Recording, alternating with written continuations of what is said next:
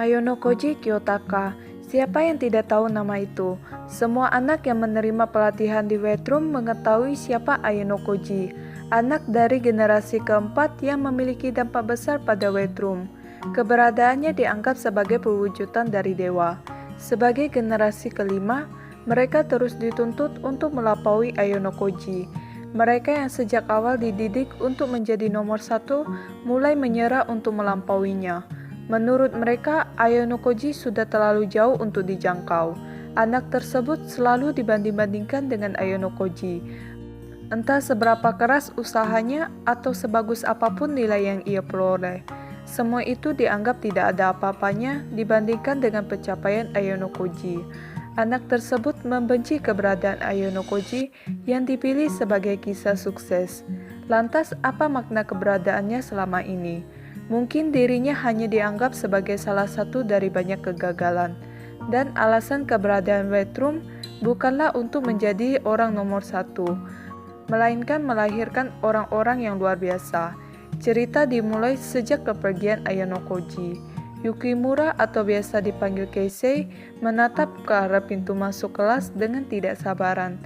Tidak hanya Keisei, kelompok Ayonokoji yang lain dan juga beberapa siswa lainnya juga penasaran dan menunggu kedatangan Ayonokoji.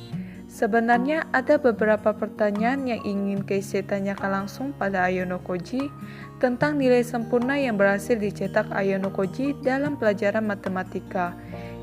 Keisei berpikir jika hal tersebut sangat mustahil, karena soal ujian sudah dirancang agar anak SMA tidak bisa mendapatkan nilai sempurna. Tapi pihak sekolah juga sengaja memasukkan soal yang mudah supaya mereka tidak mendapatkan nilai yang rendah, sehingga resiko dropout semakin kecil. Melihat Keisei yang diliputi kegelisahan, Haruka pun mencoba menenangkan dan mengalihkan perhatian Keisei dengan bertanya, apakah soal ujian barusan sesulit itu? Keisei langsung menganggukkan kepalanya dan menjawab, bukannya ia tidak bisa menyelesaikannya, tapi dirinya sendiri tidak memahami pertanyaan dari soal itu. Di sini Keisei sangat kesal dengan fakta jika Ayonokoji bisa mendapatkan nilai yang tidak bisa didapatkannya. Bahkan saking kesalnya, Keisei di sini memanggil Ayonokoji dengan nama keluarganya, yaitu Ayonokoji. Keisei juga mengatakan dia mengetahui betul semua kemampuan akademik siswa di kelasnya. Karena ternyata Keisei sudah melakukan pengamatan sejak ia memasuki sekolah, yang berarti Keisei sudah mengamati setiap siswa selama kurang waktu 1 tahun. Dan Keisei yakin berdasarkan penilaiannya, tidak akan ada siswa yang bisa menyelesaikan semua soal dengan benar. Teman-teman sekelasnya yang mendengar pernyataan Keisei pun sedikit tertarik dan ikut bergabung. Mereka semua penasaran apakah Ayonokoji sehebat itu. Keisei membuktikan ucapannya dengan menampilkan data yang disajikan dalam aplikasi OAA yang memperlihatkan semua nilai tak hanya kelas mereka saja, tetapi semua kelas 2 lainnya. Di sini Kei tidak suka dengan adanya penerapan sistem OAA karena semua orang dapat mengetahui nilainya. Dan berdasarkan data di OAA, tidak ada satupun siswa selain Ayonokoji yang mendapatkan nilai sempurna, termasuk Sakayanagi dan Ichinose yang merupakan siswa pintar di angkatan tahun kedua. Di sini posisi kedua setelah Ayonokoji ditempati oleh Sakayanagi dengan nilai 91. Kei memberikan pendapat mungkin saja Ayonokoji seorang yang jenius matematika. Tapi Keisei tidak mempercayainya. Jika memang Ayonokoji jenius matematika, seharusnya Ayonokoji bisa mendapatkan nilai sempurna atau paling tidak mendapatkan nilai yang mendekati pada ujian-ujian sebelumnya. Kei kemudian menambahkan bisa saja Ayonokoji belajar sangat keras selama liburan kemarin. Keisei berkata, itu bukanlah sesuatu yang bisa dilakukan dalam waktu singkat. Keisei sendiri tidak bisa membayangkan bagaimana Ayonokoji dalam waktu sesingkat itu bisa mempelajari dan menyelesaikan pertanyaan yang jauh melebihi level pengetahuan anak SMA. Kei dan Keisei sempat beradu argumen. Bahkan Keisei semakin jengkel dengan perkataan Kei dan meminta Kei untuk diam jika dia tidak tahu apa-apa. Mendengar itu, Kei tentu saja dibuat kesal. Kei berpikir tidak seharusnya Keisei melampiaskan amarahnya kepadanya. Kei balik berkata mungkin soal ujiannya tidak sesulit itu. Hanya Keisei-nya saja yang tidak bisa menyelesaikannya. Keisei yang disinggung seperti itu kembali membahas Sakaya Nagi dan Ichinose yang juga tidak bisa menyelesaikan pertanyaan itu. Kei menjawab itu berarti hanya Ayano Koji lah yang mengetahui jawabannya. Keisei pun kehabisan kata-kata untuk membalas Kei dan berpikir mungkin apa yang dikatakan Kei benar adanya jika Ayano Koji merupakan seorang yang jenius matematika. Seorang siswa yang lain menyerap pembicaraan Kei dan Keisei. Dia adalah Minami Setsuya. Setsuya memiliki pemikiran yang sama dengan Keisei mengenai kemampuan Ayano Koji. Setsuya berkata jika Ayano Koji yang mendapatkan skor sempurna sangat membingungkan, terutama nilai-nilai Ayano Koji pada ujian-ujian sebelumnya tidak terlalu bagus-bagus amat.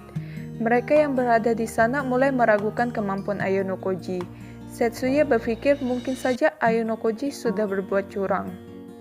Ike yang mendengar itu pun setuju. Mungkin sejak awal Ayano Koji sudah melihat kunci jawabannya. Ike juga membahas ujian tahun lalu yang mereka hadapi, di mana pertanyaannya sama persis dengan tahun lalu, dan mungkin pertanyaan pada ujian kali ini sama seperti tahun-tahun sebelumnya. Dan Ayano Koji berhasil mendapatkannya dari seniornya. Mendengar spekulasi Ike, siswa kelas D lainnya bernama Miyamoto pun menyuarakan hal yang menjanggal di pikirannya. Jika memang pertanyaannya sama persis dengan tahun lalu, kenapa Ayano Koji tidak memberitahu mereka? Dan anehnya kelas lain juga tidak menyadarinya. Ike menjawab, mungkin saja Ayano Koji tidak bisa memberitahu mereka karena dia mendapatkannya dengan cara yang melanggar aturan, seperti merentas komputer milik sekolah. Suasana di kelas mulai memanas, berbagai teori mulai bermunculan. Sudo yang sedari tadi diam mulai angkat bicara. Sudo berkata mereka tidak seharusnya menarik kesimpulan tanpa bukti yang jelas, terutama ketika orang yang dibicarakan sedang tidak ada. Ike yang sudah berteman lama dengan Sudo terlihat tidak senang, karena Sudo lebih memihak kepada Ayano Koji. Tapi Sudo menjelaskan jika dia tidak bermaksud untuk membela Ayano Koji. Sudo berpikir Ayano Koji yang mendapatkan nilai sempurna mungkin murni dari kemampuannya sendiri. Tapi Miyamoto yakin Ayano Koji sudah melakukan kecurangan. Bahkan Miyamoto membandingkan kemampuan akademiknya dengan Ayano Koji, yang dimana kemampuan Ayano Koji berada di bawah Miyamoto berdasarkan data OAA bulan lalu sebelum diperbarui. Sudo berkata Ayano Koji sudah berbeda dengan tahun lalu, dan siapapun pasti akan berkembang. Kei membenarkan perkataan Sudo dan membahas kemampuan Sudo yang sudah melampaui Miyamoto. Di sini kemampuan akademik Sudo 54 dan Miyamoto 53. Meskipun selisih 1 poin, tapi itu merupakan pencapaian yang cukup tinggi. Jika dilihat dari tahun lalu, kemampuan akademik Sudo sangat buruk di antara siswa lainnya. Miyamoto mengakui perkembangan Sudo karena Sudo sudah banyak belajar dan bekerja keras. Tapi Miyamoto masih belum bisa mengakui perkembangan Ayano Koji. Miyamoto berpikir perkembangan Ayano Koji terlalu cepat dan tidak masuk akal. Kei kembali berbicara mungkin saja Ayano Koji seperti Koenji yang menahan diri. Tapi perkataan Kei malah membuat keadaan semakin buruk. Itu berarti keberadaan Ayano Koji tidak memberi kontribusi untuk kelas. Hirata yang melihat situasi semakin memanas, memutuskan untuk bergerak mengatasi situasi itu. Tujuan utama Hirata saat ini adalah mengurangi jumlah siswa di dalam kelas. Hirata pun menghampiri Sudo dan mengingatkan Sudo. Bukannya dia ada jadwal klub saat ini. Sudo yang sadar pun segera mengambil tasnya dan merangkak pergi diikuti beberapa siswa lainnya yang juga memiliki jadwal klub. Hirata berhasil mengurangi sebagian populasi siswa yang ada di kelas, meskipun sebagian lainnya masih setia menunggu kedatangan Ayano Koji. Di sisi lain, Ayano Koji yang baru saja meninggalkan tempat Tsukishiro, ia mendapati Capeshira Sensei yang sedang menunggunya tak jauh dari tempat pertemuannya dengan Tsukishiro. Sebenarnya Ayano Koji sedikit risih dengan kehadiran Capeshira Sensei. Ayano Koji khawatir Tsukishiro bisa saja mengetahui jika Ayano Koji bekerja sama dengan Capeshira Sensei.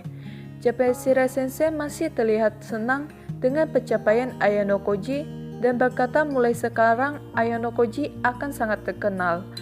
Ayano Koji sebenarnya tidak senang akan hal itu, tapi dia berpikir ini adalah langkah yang perlu ia lakukan. Japeshira Sensei juga bertanya bagaimana cara Ayano Koji menghadapi teman sekelasnya. Apalagi selama ini Ayano Koji memilih menjadi sosok yang tidak mencolok. Dan dengan nilai sempurna yang berhasil ia dapatkan, pasti teman-temannya akan terus meminta penjelasan Ayano Koji. Ayano Koji berkata jika dia tidak mempersiapkan rencana apapun untuk menghadapi mereka. Ayano Koji hanya berpikir untuk datang dan menghadapi mereka. Ayano Koji merasa tidak baik jika seorang siswa berjalan sendirian dengan guru, terutama ujian baru saja usai, dan hal ini bisa mendatangkan kehebohan dan prasangka buruk. Jadi Ayano Koji meminta Japeshira Sensei untuk berpisah. Japeshira Sensei pun berjalan menuju ruang staf. Ayano Koji baru teringat jika dia meninggalkan tasnya sewaktu keluar dari kelas. Ayano Koji pun bergegas kembali ke kelas. Selama perjalanan, Ayano Koji mencoba menghubungi Horikita untuk mengetahui bagaimana situasi di kelas. Tapi Horikita tidak mengangkatnya. Ayano Koji pun mengirimkan pesan singkat kepada Horikita, tapi tidak ada balasannya juga. Dan apa boleh buat, Ayano Koji memutuskan untuk mengecek sendiri situasi di kelas. Meskipun Ayano Koji berkata akan menghadapi mereka, tapi tidak dipungkiri Ayano Koji berharap jika semua teman sekelasnya sudah pulang, sehingga hari ini ia tidak perlu repot-repot menjelaskan sesuatu. Sesampainya di kelas, apa yang diharapkan Ayano Koji ternyata berbeda. Meskipun sudah 30 menit berlalu sejak ia dipanggil Tsukishiro, tapi masih ada sejumlah besar siswa di kelas. Melihat kedatangan Ayano Koji, segerombolan siswa yang dipimpin Keisei menghampiri Ayano Koji. Melihat ekspresi wajah Keisei yang kesal, Ayano Koji pertama-tama meminta maaf karena sempat mengabaikan panggilan Keisei. Keisei berkata jika itu bukanlah masalah. Masalah yang sebenarnya adalah bagaimana bisa Ayano Koji mendapatkan nilai sempurna. Karena dari awal Ayano Koji tidak melakukan persiapan apapun, jadi Ayano Koji kebingungan untuk menjawab pertanyaan Keisei. Ayano Koji belum juga mendapatkan alasan yang tepat untuk menjelaskan semuanya tanpa membongkar jati dirinya. Ayano Koji pun melirikkan matanya ke arah Horikita meminta pertolongan. Horikita yang mengerti maksud dari lirikan mata Ayano Koji pun berdiri dari tempat duduknya dan menghampiri Keisei dan Ayano Koji. Keisei yang melihat kedatangan Horikita pun menunjukkan ketidaksukaannya yang mencampuri urusannya dengan Ayano Koji. Bahkan Keisei menganggap Horikita saat ini hanyalah orang luar. Tapi Horikita berkata bahwa hanya dirinya lah yang bisa menjawab pertanyaan dari Keisei. Mendengar itu, Keisei dibuat bingung dengan maksud perkataan Horikita. Bukannya menjelaskan maksud dari perkataannya, Horikita marah mengarahkan sebuah pertanyaan kepada Keisei. Bagaimana Ayano Koji bisa menjadi satu-satunya siswa tahun kedua yang mendapatkan nilai sempurna? Bukankah itu tidak masuk akal? Di sini terlihat Horikita seperti sependapat dengan Keisei. Keisei membenarkannya dan berkata dia benar-benar bingung kenapa Ayano Koji bisa menyelesaikan soal seperti itu, seolah-olah tidak terjadi apapun. Padahal beberapa siswa berkemampuan akademik tinggi seperti Keisei dan Hirata membahas soal yang memiliki tingkat kesulitan yang tinggi. Jadi wajar bila mereka berpikir Ayano Koji sudah melakukan kecurangan. Horikita berkata jika dia tidak mengetahui apa-apa tentang Ayano Koji, pasti dia juga akan merasakan hal yang sama seperti mereka. Horikita juga menceritakan sebuah kejadian di musim semi tahun lalu, waktu di mana mereka pertama kali datang ke sekolah ini. Horikita secara kebetulan mengetahui bahwa Ayano Koji sangat pintar dalam belajar. Horikita mengakui kalau Ayano Koji lebih baik darinya. Keisei tidak percaya jika Ayano Koji lebih baik dari Horikita di bidang akademik. Seingat Keisei, sejak memasuki sekolah, nilai Ayano Koji selalu berada di kisaran rata-rata. Horikita menjawab jika itu merupakan strategi yang dilakukannya jauh sebelum ujian pertama mereka sebagai siswa tahun pertama dimulai.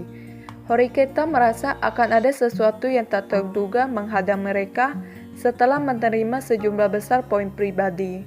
Oleh karena itu, Horikita menyuruh Ayano Koji untuk menyembunyikan kemampuannya dan menahan diri dalam ujian. Dan itulah mengapa kemampuan akademik Ayano Koji dinilai C oleh sekolah.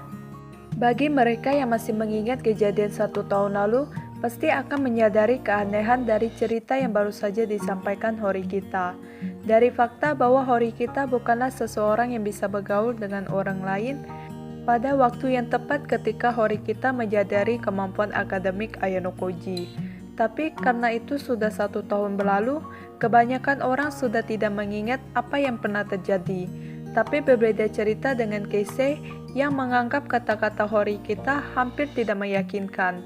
Keisei benar-benar tidak dapat memahami manfaat dari strategi Horikita. Jika sejak awal Ayano Koji serius menunjukkan kemampuannya, bukankah itu hal yang bagus untuk membantu kelas perlahan naik? Horikita berkata, jika Ayano Koji serius dari awal, siswa dari kelas lain akan mengincar Ayano Koji.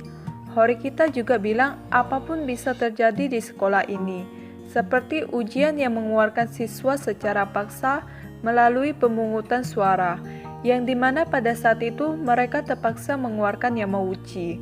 Tapi Keisei berpendapat jika Ayano Koji serius sejak awal, posisinya pasti akan aman. Horikita masih mencoba menjelaskan, jika kemampuan Ayano Koji diketahui, maka Yamauchi akan lebih berhati-hati dalam bertindak. Dan strategi yang dirancang Sakayanagi akan lebih kompleks dan lebih sulit untuk diperkirakan. Di sini Keisei mempertanyakan alasan Horikita baru mengungkapkan kemampuan Ayano Koji. Keisei berpikir tidak ada perbedaan dalam risiko menjadi serius saat 1 tahun lalu dan menjadi serius sekarang. Karena kenyataannya, Ayano Koji sudah berhasil menarik perhatian semua orang dengan nilai sempurnanya. Dan mungkin detik ini juga beberapa orang sudah menargetkan Ayano Koji. Horikita membantah perkataan Keisei jika Keisei beranggapan itu tidak ada perbedaan. Nyatanya ada perbedaan yang cukup besar antara menunjukkan kemampuan Ayano Koji tahun lalu dengan menunjukkan kemampuannya sekarang. Dibanding tahun lalu, persatuan kelas D telah meningkat dan mereka sudah mampu membuat keputusan yang tepat. Horikita memberi contoh seperti Sudo. Pada tahun lalu, Sudo dianggap sebagai beban terbesar bagi kelas. Dan bila Sudo dalam kesulitan, pasti mereka semua berpendapat bahwa Sudo seharusnya dikeluarkan dan mereka tidak akan berpikir untuk melindungi Sudo. Tapi sekarang Sudo menunjukkan perkembangan yang luar biasa. Dan jika Sudo dalam kesulitan sekarang, Keisei pasti akan memutar otak bersama yang lain untuk memikirkan strategi dalam melindungi Sudo. Dan itu juga berlaku terhadap Ayano Koji.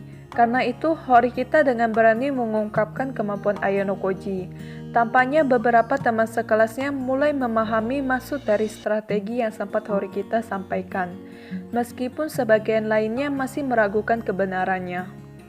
Ayano Koji yang menyadari jika Horikita mulai kehabisan bahan pembicaraan untuk meyakinkan mereka semua pun memandang ke arah Hirata, setelah memastikan semua perhatian teman sekelasnya tertuju pada Horikita.